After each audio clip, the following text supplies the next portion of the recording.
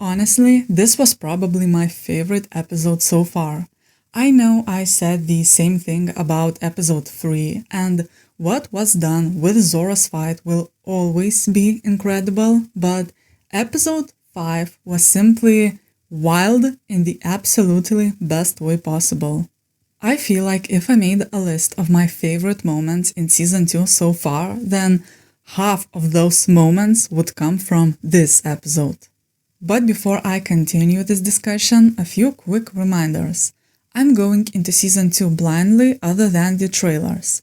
After season 1, I've also read the first 95 chapters of the manga, which is only the content that was already covered in season 1. So while in my videos I sometimes refer to the manga, it's not about any future events.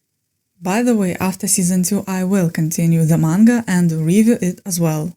Another quick reminder is please don't leave any spoilers in the comments without warning, and that includes telling me what was changed and what was kept from the source material. Thank you. But going back to the discussion, I think this time I will start with Sanji, because his storyline was mostly separate from the rest, so it's easier to talk about him first. I loved how tonally different his journey was from the rest. While everyone was already fighting for their lives in the beginning of the episode, Sanji was just taking a chill walk. I know he was looking for them, but still, he was so chill about the whole situation, like when he entered the wax house, for example. While Zoro was still the funniest character in this episode, but Sanji was a close second. He found the folders of the Straw Hats, and it's pretty interesting how both Usopp and Sanji didn't have theirs. But looking back, it makes sense.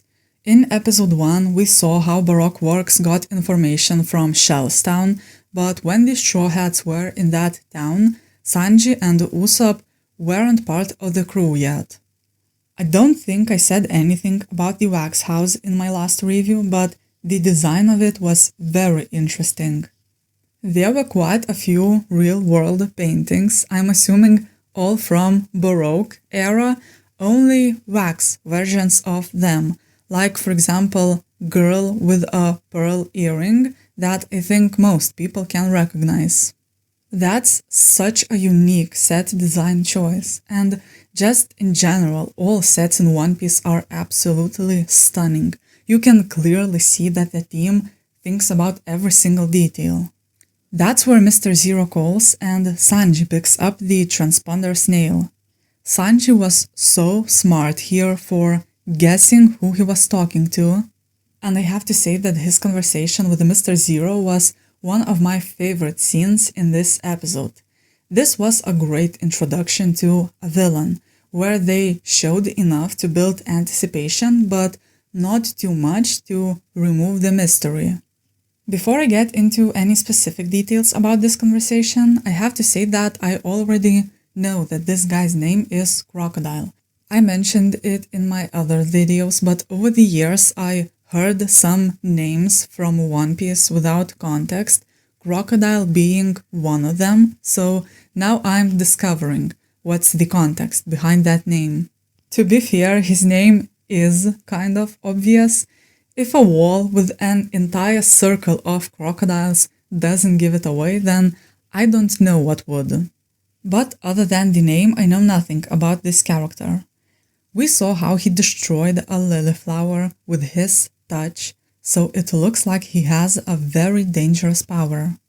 Maybe it's water related, which would fit his name, where he can suck water out of anything or something like that. It could also be something broader, like sucking away life itself. And it also could be that the application we saw in this episode is only a small fraction of what he can actually do, and his true power is something else entirely. I also tried thinking about what I know about crocodiles as animals, but the only things that come to mind are an extremely strong bite, the fact that they sometimes swallow stones, and also a weakness to cold. But I feel like none of that applies to Mr. Zero, and that the animal is just a style choice. I also have the same question that Vivi asked later in the episode, and it's, what does Mr. Zero want with Alabasta? Could this be a plan born from revenge? Or does Mr. Zero have some sort of connection to Alabasta that makes him think that ruling the country is his right? I doubt we'll get the answer this season, but a villain's motives is always an interesting thing to uncover in stories. But going back to Sanji, another thing that stood out during his conversation with Mr. Zero was calling himself Mr. Prince. It could be just a joke, especially since the Straw Hats are harboring a princess on their ship at the moment, but I think it could also mean more. It's a pretty common trope for fictional characters to come up with fake names that actually have a deeper meaning. Usually it's using the same initials as your real name, and sometimes it's using an old nickname. So in Sanji's case, I feel like calling himself Mr. Prince also isn't accidental. I spoke about it in one of my videos, but Sanji and Zoro are two characters who might have more to their backstories. For example, we know Usopp's origins. With Luffy, we're slowly peeling away the layers too. With Nami, while we don't know her biological parents, but we do know her mother and sister, and that's all what matters. But with Sanji and Zoro, we don't know how they ended up on a ship and in a training village, respectively, so that's why I believe there's more to their backstories. I already know that Sanji's name in Japanese means number 3, so it would be funny if Mr. Prince is very literal and he's actually another royalty, maybe the third in line or something like that, and then he ran away from home to become a cook instead. If it's less literal, then I think that Mr. Prince could also be an old nickname used by a parent or a parent figure who raised him, kind of like in real life people might call their children, "Oh, my little princess, blah blah blah," or similar things. Also, it's a nice touch that Sanji, whose name means the number 3, was pretending to be Mr. 3 during this call. But it's time to move on to Sanji's fight against the Unluckies. Miss Friday and Mr. 13 is a very fun combination. I think that we might not even get Mr. 10, 11, or 12, and Mr. 13 exists purely to have this combination of Friday the 13th. This pair kind of indirectly continues Oda's tradition of adding puns to the story. The Unluckies also feel like the kind of thing that many productions would have probably cut from the source material, so I am very grateful to the One Piece team that they kept it. The fight was surprisingly hilarious. That's another reason why Sanji's plotline felt so tonally different from the other characters in Little Garden arc. The moment of him telling Mr. Zero, "I'm gonna have to put you on hold," was great. And it got even funnier when we saw that Mr. Zero actually waited patiently. It was also an absolutely brilliant way to film a fight by putting the transponder snail in the foreground and leaving the shot completely static throughout the entire fight. Sanji had the wildest adventure and no one was around to see it, which makes it even funnier. So, in conclusion, I'm just grateful for this entire sequence of events. But I think it's time to move on to the other characters and talk about the hero of the Little Garden himself, Usopp. This episode reminded me why Usopp was my favorite character from the manga during East Blue Saga. Episode 4 set up his big moment, and Episode 5 delivered on that setup perfectly. I feel like these two episodes work beautifully, not only individually, but especially together. Usopp's journey isn't a one-time decision. He can't just decide, okay, now I'll be brave and that's all. Fighting your fears is a continuous battle for all of us, and Usopp embodies that. I love the trope of a warrior who's afraid, and it's precisely that fear that makes that warrior so great, and I love Usopp because of how human he is. The moment where Luffy left Usopp to save Vivi, Nami, and Zoro all by himself was great. His trust when he said, "I know you'll never let them die," was beautiful. It's one of those situations where sometimes other people see your great qualities and believe in you even before you can believe in yourself. Usopp proposing a duel was another great moment. It showed how much meeting the giants inspired him. But it's also a great fictional trope in general when your character is outnumbered or outmatched or both, and in order to even the odds at least a little, they place a bet on their opponent's pride and propose a duel, even if the opponent thinks it's stupid, but refusing would make them seem weak, so they accept. I love this trope every time I see it because it makes the fight happen on two levels, not only the physical one, but also mental, and it, once again, plays into character flaws.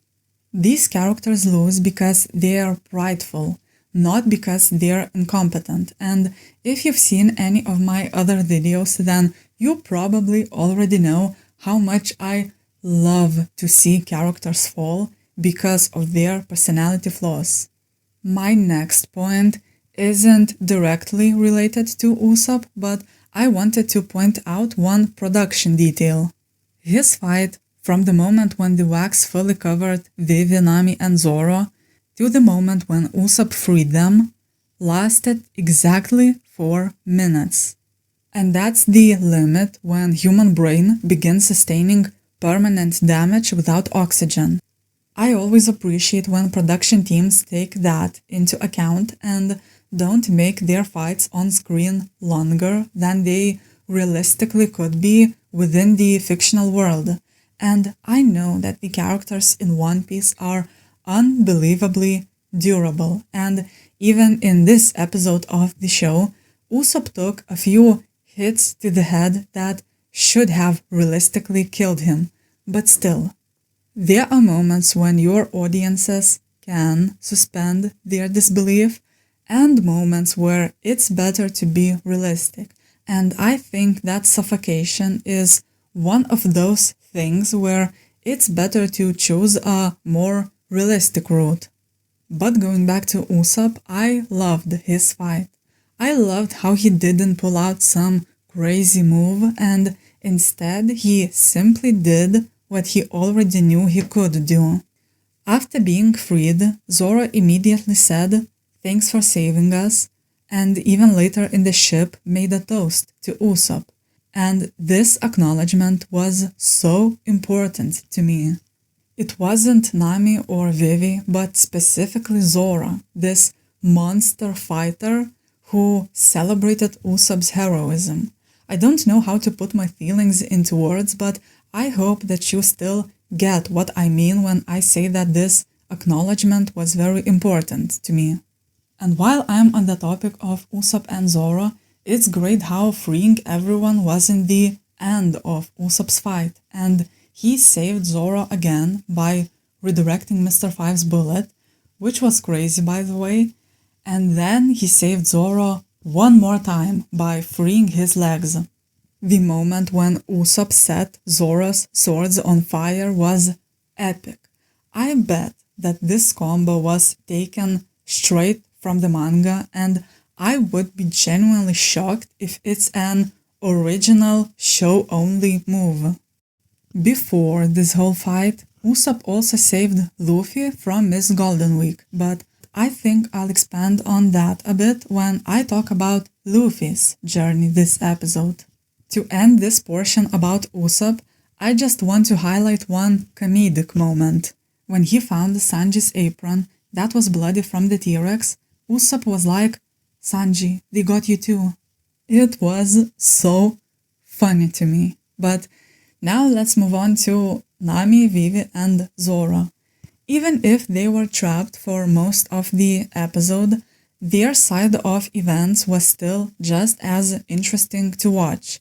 I feel like none of the Straw Hats were sidelined this episode, and all of them shined in their own ways.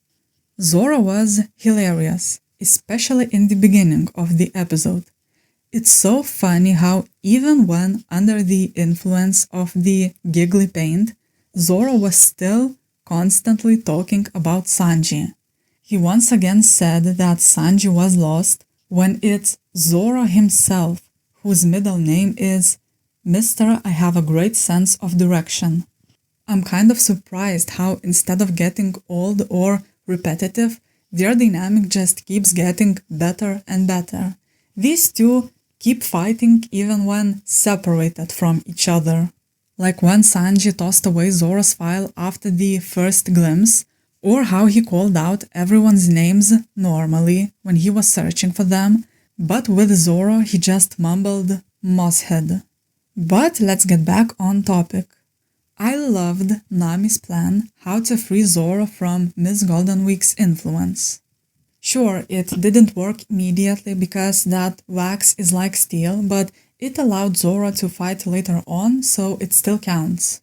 Nami is absolutely the smartest person on the crew, and the contrast becomes even more apparent when immediately after Nami found a way to give Zoro his free will back, his immediate solution was trying to cut off his own legs.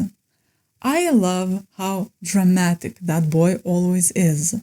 After that scene, Mr. Five read the newspaper to break Vivi's spirit, and that newspaper felt like a goldmine of Easter eggs and foreshadowing. And I know I only caught a small fraction. My absolute favorite was the article about Chocho and his pet shop. If you're a live action only, then I should explain that Season 1 fully cut this story about a dog from the manga, and I perfectly understand why they cut it. But even now, Chocho's story is still one of my favorite parts from One Piece, so I was very happy to see that article, and even Mayor Boodle was mentioned in it. There was also an article about Water 7 and someone named Barbara Troy, but I couldn't make out any of the text below. I'm pretty sure that's another place our crew goes to in the future, so I'll put a pin in that. One of my favorite moments in this episode was Zoro raising his sword in defiance and refusal to give up, even when he quite literally couldn't do anything. And also telling Vivi that she shouldn't give up on her country either. Nami also had blind belief in Luffy and said how she wouldn't bet against him. And in general, this entire episode was tied together by the theme of friendship and trusting your friends, and that one never gets old. When the full fights broke out, Zoro and Usopp versus Mr. Five and Nami and Vivi versus Miss Valentine, the action was great. There's not much to add here. These fights were very fast-paced, chaotic but in a good way, and engaging to watch. But it's time to move on to our captain. Luffy's journey in Little Garden was so fascinating. While we love him for his optimism and energy and enjoyment of life and unstoppable determination, but that's precisely why it was so interesting to see a different side of him. After last episode, I thought that Miss Goldenweek can reverse personalities, but it turns out that her powers are a bit more subtle. She messes with emotions, but she doesn't change who people are fundamentally, and I think it's very important in this case. For example, if we look at Zoro, while he wasn't acting like himself under the paint's influence, but it was still him. He still talked shit about Sanji and he was still prideful. So going back to Luffy, while all the different emotions were forced upon him, but I feel like what he said still came from within. For example, how he blamed himself for his crew getting captured. If his emotions were normal, he would have known it wasn't his fault. But it was simply fascinating to see this different side of Luffy. I'm not sure if I'm explaining it well, but I hope you still get what I mean. It's also interesting that the blue paint affected him a lot, but something like the green paint seemed to barely work. That's another reason why I believe there was a tiny drop of honesty in Luffy's words, even if it was brought out by the paint. It's like the paint heightens what's already there, but it's not effective if some feeling is non-existent in the first place. The green paint was less effective because Luffy is absolutely not a calm person, but the blue or red worked better because Luffy has both sadness and anger. He just makes a daily choice to enjoy life instead of focusing on the bad things. I feel like it's symbolic to real life. It's not like optimistic people never experience hardship or negative emotions. They just choose to always come back to the good things instead of staying stuck in despair. The black paint was the most interesting example because Luffy didn't finish neither of the sentences about how he won't reach his dream. The first time was due to his own will, and the second time was thanks to Usopp. And that's another beautiful symbolism. Sometimes you can deal with doubt or another bad situation by yourself, and sometimes you need other people to help pick you up, and both are equally important. Every scene with Luffy in this episode was also simply done very well. One of the most chilling moments was when Miss Goldenweek stabbed Luffy with a paintbrush and then he said, "This tea is delicious," through gritted teeth. Another moment that was one of my favorites was Luffy going into the sea and Usopp saving him, but I already spoke a bit about that. A small side note is that this whole plotline of Luffy's will versus the paint reminded me a bit of Zoro's will versus the sword's curse from episode 1. Earlier in the episode, there was also this one moment that I found absolutely hilarious. When Usopp found Luffy, he asked, "Luffy, what's on your face?" Obviously, Usopp meant the paint, but my first thought when I heard that was that he was talking about the tears. And funnily enough, I think that this question works with both the paint and the tears because Luffy crying is just wrong.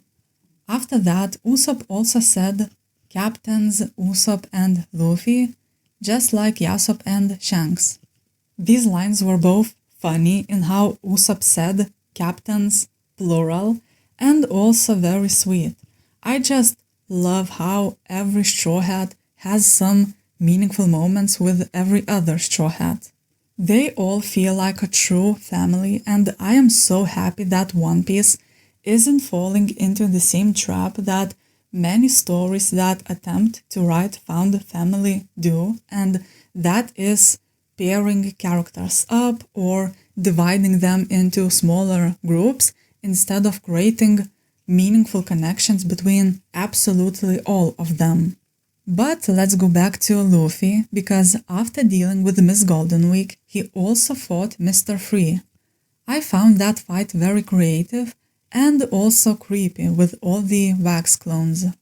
I really liked the moment of Luffy's ricochet punch. I just love how even if he only has one relatively simple power, his fights never get boring or repetitive because Luffy keeps coming up with new creative ways to use those powers. Before I move on to the end of the episode, let's quickly talk about the villains. I think it's fair to say that Mr. Free stole the show. incredible performance. It's truly scary when someone is doing villainous things not for the money or power or revenge, but simply for the art of it all. Mr. Free truly embodied the name of Baroque works. Miss Goldenweek was also great, a very fitting partner to Mr. Free. And just in general, children and horror are a perfect combination. The way how she talked about absolutely everyone as her dolls was very unsettling. Even Mr. Free was scared of her power. I also like the relationship between these two.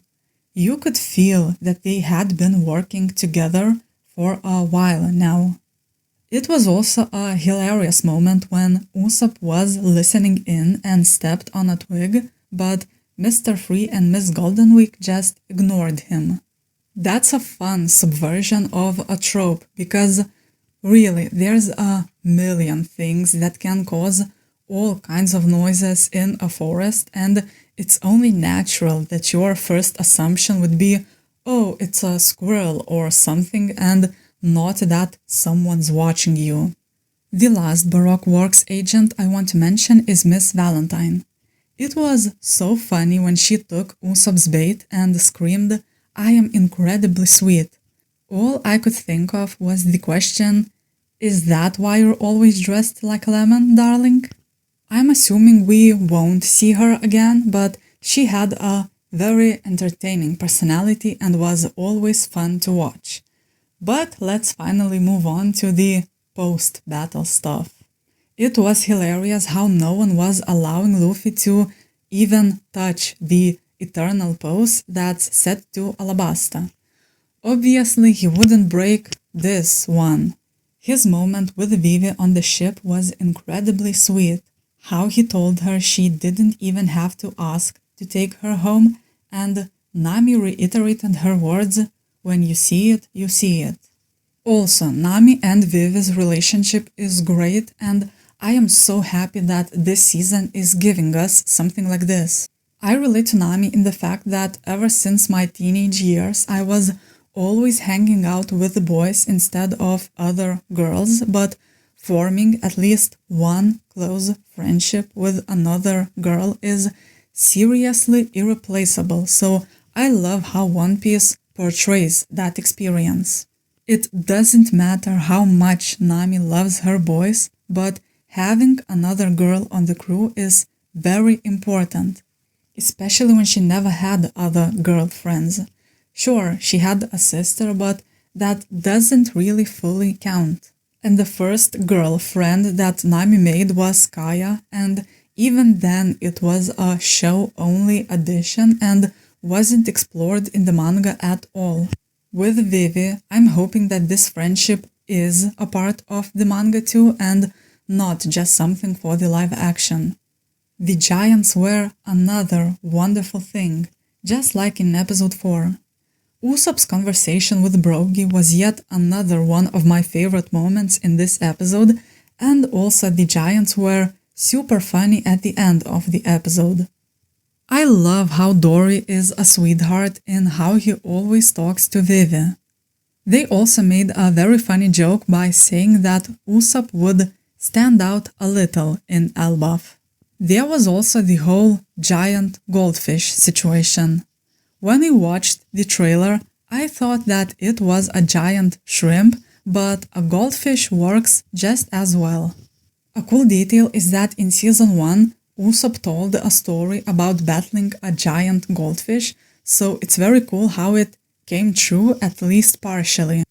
Now I think that all, or at least most, of Usopp's stories might foreshadow future events, so for example, now I'm thinking that his story about a giant mole will come back at some point as well. Also, it was an insanely cool moment with the slow motion as the water was passing, going merry, while moving towards the goldfish. Slow motion is a great tool, but also such a risky thing. It naturally adds drama to the scene, but it's so easy to overuse it or use it in the wrong moments, therefore making it feel cheap. But I feel like in this episode, the use of slow motion in that specific moment was absolutely perfect. After that, on the ship during dinner scene, I noticed that Zoro's beer was called Mikio beer. If you don't know, it's a fun Easter egg from the manga. From what I know, Mikio is someone that Oda used to work with, so in One Piece manga there are so many panels where this name is included in the background in some way, usually as a wanted poster. So it's really cool how the live action also found a way to include that. It's one of a million other proofs that this team really pays attention to every single detail in set design, and this whole production is truly admirable in every single front. Another teeny tiny detail is that I am pretty sure that at the end, when we saw Mr. Free, he was missing exactly 3 teeth. Maybe I miscounted, but it looked like 3 front teeth, so it's a nice little touch. And finally, let's get to that horrible cliffhanger with Nami. What is going on with my girl? Was she poisoned when we didn't see that? Especially when one scene cut directly from her to a shot of Mr. Free who was sipping tea. She could also be just sick, it's just that fainting seems a bit extreme to me. To be fair, I should keep in mind that this is a manga adaptation, and in manga and anime world, it's a pretty common trope for a character to faint in a very dramatic manner before it's revealed that they are just sick. But regardless of what's going on with Nami, it's a good thing that we are going to a place with a doctor, am I right? Listen, ever since I watched that Chopper introduction video that Netflix released forever ago, I've been dying to meet the little guy. I don't know if he's introduced in the next episode or in episode 7, but I know that it's soon. And I know that the second I actually meet him, I will start preparing adoption papers. But going back to Nami, I'm excited to see how the crew will function without their navigator. I know they already set course to Alabasta, so I'm wondering if getting to Chopper's Island will be an accident, because without Nami they don't know where they are going, or if they'll somehow manage to find their way specifically to a place with a doctor. After all, Vivi is also on that ship, so perhaps she can act as a temporary navigator. But I think that's all I have for today.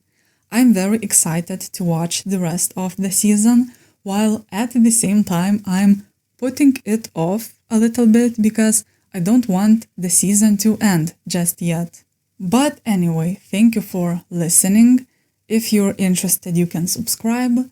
Please share your thoughts in the comments, and hopefully I will see you again for the discussion of episode 6.